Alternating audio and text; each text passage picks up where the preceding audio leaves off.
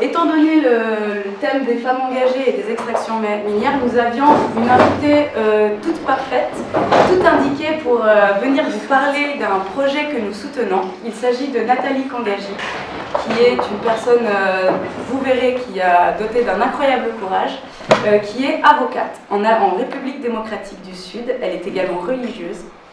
Et elle se bat pour la cause des personnes vulnérables qui habitent dans les environs de grandes mines industrielles. Je vais partager avec vous quels sont les problèmes qui se posent aujourd'hui avec l'exploitation minière, quelles sont les conséquences sur la vie des personnes autour de ces mines et comment nous pouvons réfléchir l'économie aujourd'hui. Parce que c'est une zone très riche en cuivre et en cobalt. Et vous savez aujourd'hui que le cobalt, c'est une matière vraiment recherchée sur le marché mondial. Et donc, vous allez comprendre pourquoi il y a tant de problèmes dans cette région et pourquoi nous nous sommes engagés auprès de ces personnes. Vous allez le voir, vous allez les constater, ce sont vraiment des personnes sans défense, des personnes vulnérables.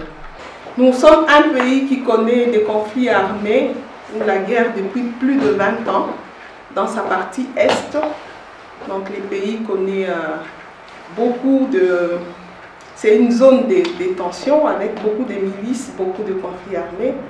Et le pays a eu enregistré plusieurs morts.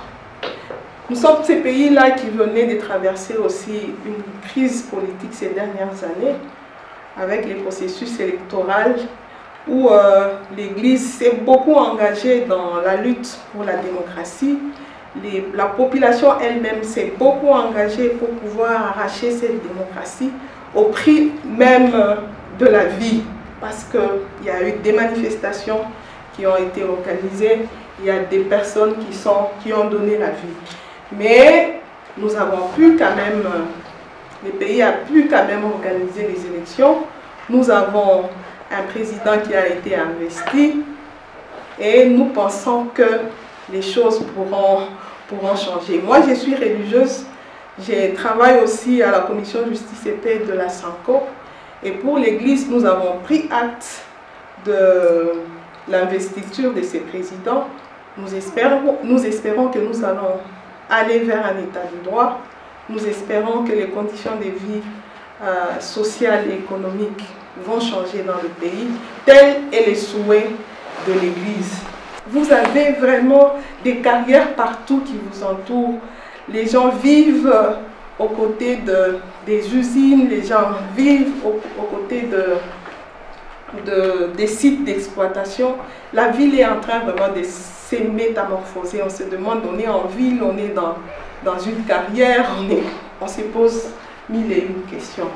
Donc, on assiste à ces problèmes de délocalisation, mais aussi beaucoup plus à une dégradation de l'environnement, à des grandes pollutions aujourd'hui.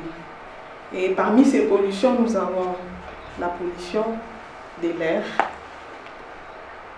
Ces entreprises émettent beaucoup de poussière dans la région et c'est tout normal parce qu'elles sont obligées de pouvoir utiliser des gros engins pour l'exploitation. Elles sont obligées d'utiliser des grands camions pour les transports des minerais et la zone reste vraiment polluée. Il y a des usines qui travaillent 24 heures sur 24 heures qui émettent des fumées et des fumées souvent toxiques et les populations sont exposées à longueur de journée à cette pollution. Et elles sont vraiment... L'air dans l'environnement est vraiment pollué. Ça, c'est une forme de pollution que nous avons, mais aussi la pollution de l'eau et des sols, comme vous pouvez le constater sur les images. Oui, ce sont des déchets liquides. En fait, les déchets, ils sont soit liquides, soit solides. Liquide, c'est presque de l'eau. Et solide, souvent, ce sont des boues. Et ces boues-là sont vraiment entassées et forment des terrils autour des sites miniers. Et ces déchets, non seulement ont dévasté la brousse, l'environnement, mais aussi ces déchets ont endommagé les champs des communautés locales. Là, à votre droite, vous avez un champ de manioc.